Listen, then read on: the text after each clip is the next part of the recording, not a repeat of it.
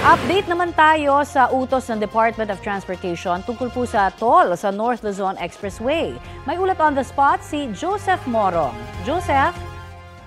Yes, Connie, ilibre ang toll sa bahagi ng North Luzon Expressway na apektado ng nasirang tulay sa Marilao, Bulacan. Yan ang utos ng Transportation Secretary Vince Dizon sa LX dahil sa perwisyon dulot ng aksidente.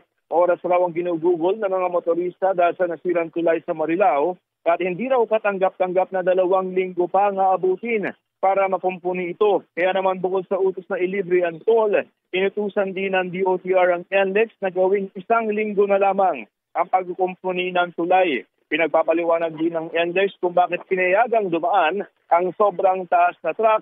Ganon din yung driver at kumpanya ng truck kung bakit naman ito dumaan doon.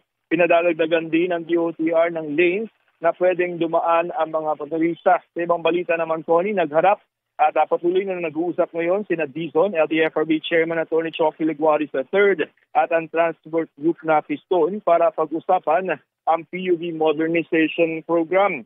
Pinag-uusapan ngayon ng DOTR at ang grupo ang kahihinat na ng programa na hinihiling ng grupo na ibasura na.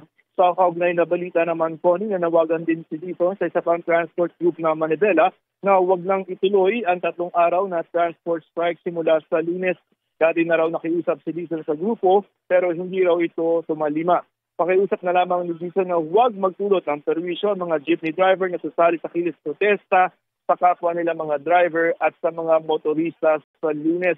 Patuloy naman natin hinihinga ng pahayagang NLEX tungkol sa utos na yan ni Secretary Dizon. Connie? Maraming salamat, Joseph Morong.